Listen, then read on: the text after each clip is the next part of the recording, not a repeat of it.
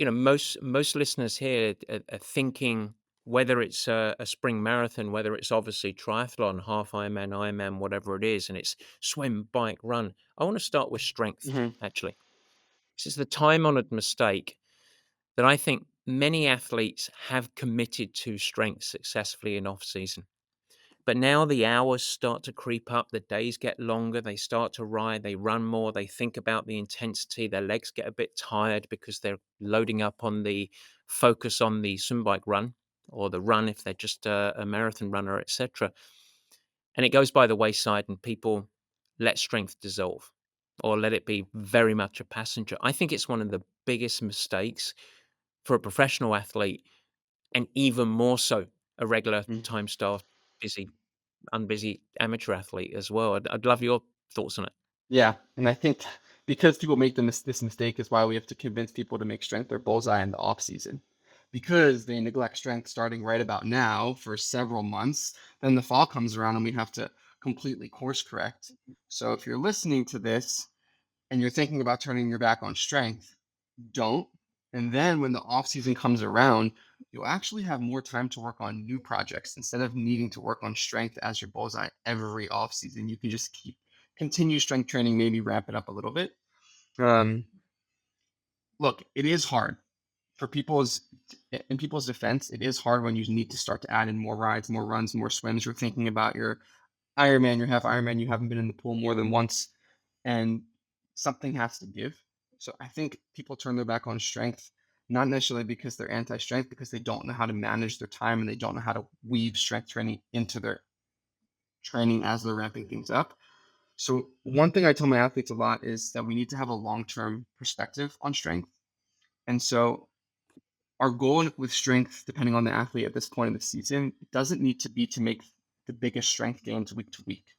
Maintenance is really important. So even if you're bringing volume of strength training down, you can still maintain the strength that you've built, which is important for performance and longevity and health in life. And you can still make strength gains. You just have to accept that you're going to do it at a slower rate. And that's okay. Your goal is to continue to progressively get strong over the course of 2025.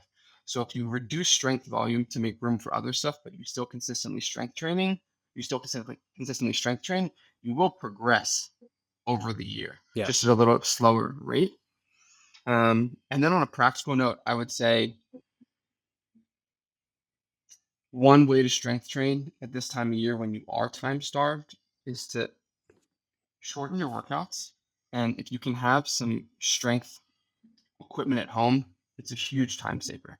Being able, just like you taught us coaches to do with runs, suggesting athletes do quick 20-minute runs before dinner to build tissue resilience. Same thing goes with strength. If you have a kettlebell at home, if you had a pair of dumbbells at home, you can do short 20-minute workouts before dinner or other times throughout your day on the weekend. And that volume slowly adds up. And it's a really good way to make sure you're staying on top of your strength training as training builds.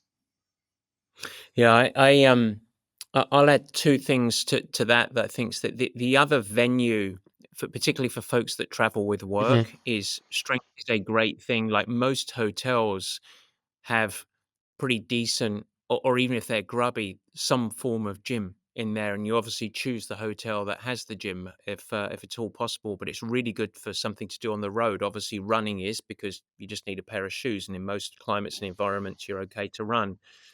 But strength is a good tool for travel, I would say. The other part of it that you mentioned there, longevity and health, I think it's important when athletes start to get focused in on, let's make it up, someone's racing Ironman Texas, someone's racing pick a race, Mallorca in May in Europe, whatever it might be, and you get very Hmm. pigeonholed, narrow focused on this race. But why are we doing this in the first place? Yes, we want you to get faster, and yes, you want to achieve your goals. But there's a long arc for the vast majority of folks in which strength training has these incredibly important non-negotiable benefits that we should be doing year round for cognitive health, for tissue health, for bone density, for body composition, for energy throughout the day, for longevity. Like, so there's all of this stuff that you want to be doing it anyway as a human being. So the last thing you would do is turn your back on that. And I would actually argue that that is strength training for a regular human being that's not training for an event.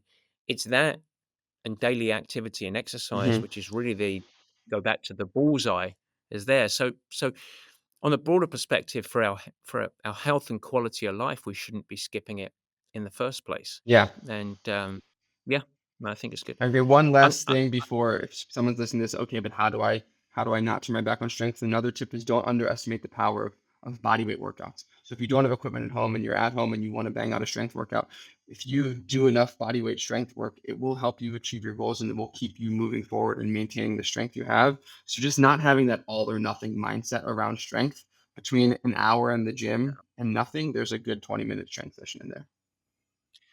Yeah, like lunges, bodyweight squats, dips, push-ups, Hmm. etcetera, just and particularly as a bridge, yeah? Hmm. So if you've got 4 days you don't have gym access or whatever it Exactly. might be, well, we'll do some of that every day and you go from there. So, I'm gonna let you lead the next one. What's your next mistake? Have you got something for me? Yeah, I want to ask you about you talk a lot the triathletes ramp. We're about to do a webinar. So if you're listening Mm, to this when this comes out, we're going to be doing a webinar on March 13th. And the last webinar that I was a part of, you talked a lot about the triathletes ramp and how it's a big mistake people mm. make. So I'd love to hear your thoughts on that for people that have no idea what I'm talking about. Yeah, triathletes ramp, it's good. I think it's a huge mistake and this is either folks that are coming out of the new year, so I talked about this, or all right, it's the X in the calendar, Hmm. March 1st, it's time to go. And it's a little bit like if you're on a really powerful motorcycle and you've got an open highway in front of you and you just yank the throttle and whoop and you go flying off the back of the motorcycle. That's what I see a lot of athletes doing, where they sort of go from zero to hero way too quickly, and it comes with a cascade of challenges. So how does someone accumulate massive fatigue or massive injury risk? And of course, relative to life stress, total training load in terms of volume and intensity is one factor, but a place where athletes get a lot of immediate injuries, Achilles, calves, hamstrings, a lot of lower leg, is from going from X in the calendar and accelerating too quickly, adding load. So the actual ultimate weekly training load combination index of intensity and volume might actually not be too much, but they get up there too quickly. They try and get up there in a week. It's almost like a stepper. And if you can ramp and just take a little bit more of a patient 2, 3, 4 week slow incremental build, the body has time to become familiar with the stress and adapt to that added stress and then get stable and consistent. So quite often athletes get a lot of fatigue accumulation and injury, not because their regular training program is too much, but they've ramped to it too quickly. And so that really patient, and that takes the long arc of perspective. Number one, it also means, hopefully for athletes, it's a big part of the reason we talk about the value and power of off-season prep phase, etc. Your first point around strength, that you never let the boulder stop Hmm. because it's really hard to get going again. So that's sort of I would say one thing that is incredibly important. So if you are behind the 8 ball right now and you're sort of getting going, the last thing you can do, e e even if you do, there's nothing wrong with having an X in the calendar, but you have to remain objective with what's my starting line right here. And so if you are getting more serious, it's a steady ramp always. There's never I always like to say there's never a bang. Hmm. It's always a whoosh.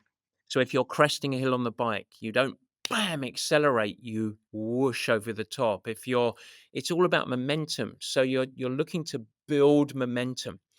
And I always like to talk about it if someone's just starting the journey, but even here when it's go time, it's building mini victories. I one of the coaches I really like, I know him personally, and I enjoy chatting to him, but I also monitor his stuff on social media. A guy called Steve Magnus, fantastic guy. He's been on the show once or twice. He always talks about winning workouts. Hmm. It's such a great thing. There's very few times you should fail in workouts. Well, you shouldn't fail weeks of workouts either.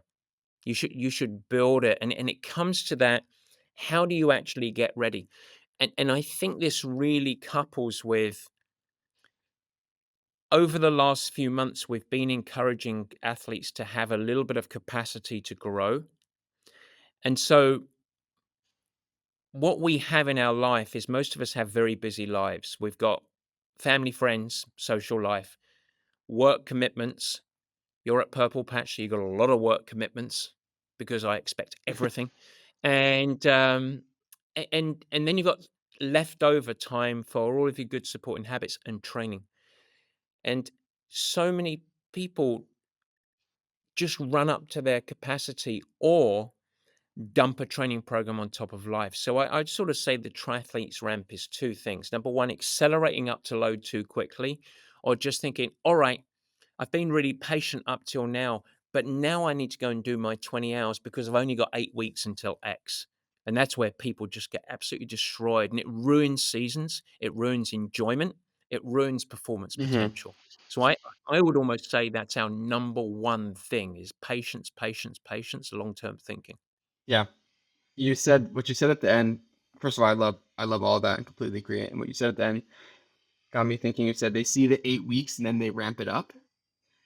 And Yeah. I'm curious to hear your thoughts. I think a lot of it stems from people getting anxiety about a race, anxiety about a deadline, and then they make all these decisions. I haven't been doing this. I haven't been doing enough of that. I need to compensate, and that causes them to make a lot of mistakes. And so I think if athletes can just do a double take, look in the mirror, talk to themselves, and make sure that they're operating from a rational place, a place of patience, a place of perspective, and not from a place of anxiety, they're much more likely to make the good decisions on their own and not make that mistake of ramping too quickly.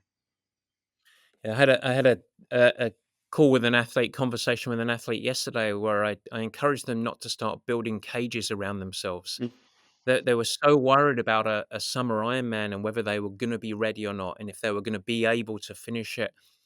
And that all of their mind, all of their emotion was drawing to what ifs. I said, "You don't worry about something that may or may not happen. Let's come back and let's control the things that you can control right now." And ultimately, you have, whether it's 8 weeks, whether it's 16 weeks, whether it's 12, whether it's 24 weeks, the only thing we can do is control the things that we can control and do the very best things, execute as well as we can to get ourselves as ready as possible. And even if you do all of that, you still are gonna have setbacks, you still are gonna have fears. And I don't know many athletes that get to the race and say, "I've done everything and I'm perfect." You still are always gonna get to a race and be like, "What else could I have done?" Mhm. That's a really normal human condition.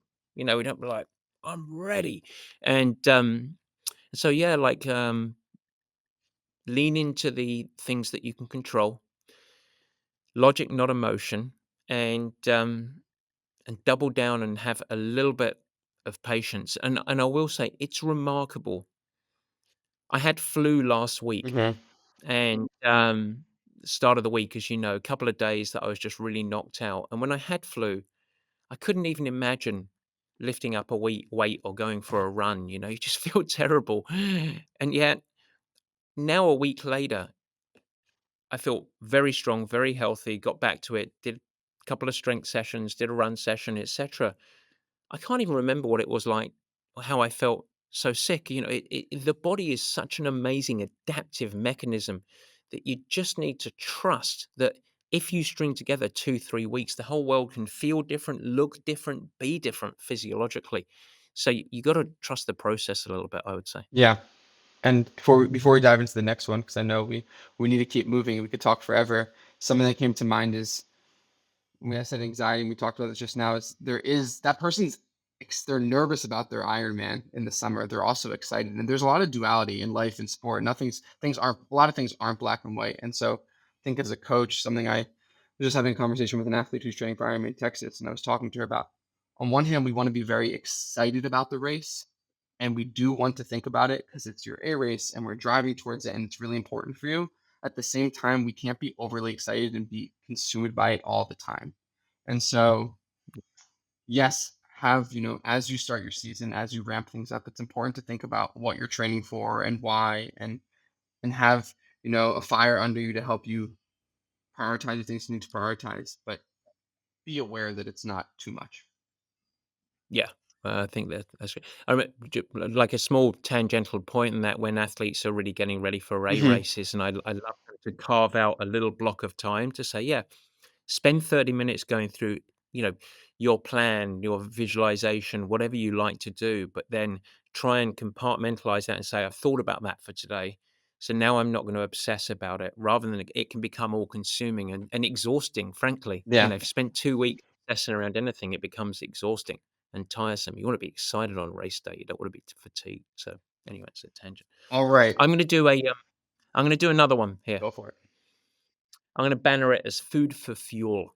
Okay. And here's a big mistake that folks make. We spent a lot about building really good nutritional habits, and anchoring around protein, Hmm. and the very simple rule of thumb, eating about a gram of protein per pound of body weight. Very challenging for people to get in, but that's important for your foundation of health. Eating a ton of fiber, so lots of fruits and vegetables, and some carbohydrates to support training. But one of the big mistakes that I see athletes make is they sort of have got healthy eating as a platform, but then we start to ramp and build training load.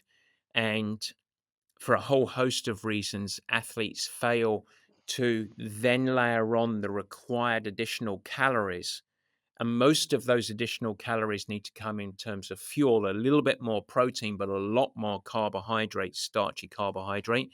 And athletes fail to do that and start to get into a lot of problems, a lot of maladaptation, tissue decline, injuries, fatigue, performance challenges, etc. So I would say food for fuel, not what ramping calories to support that added training load.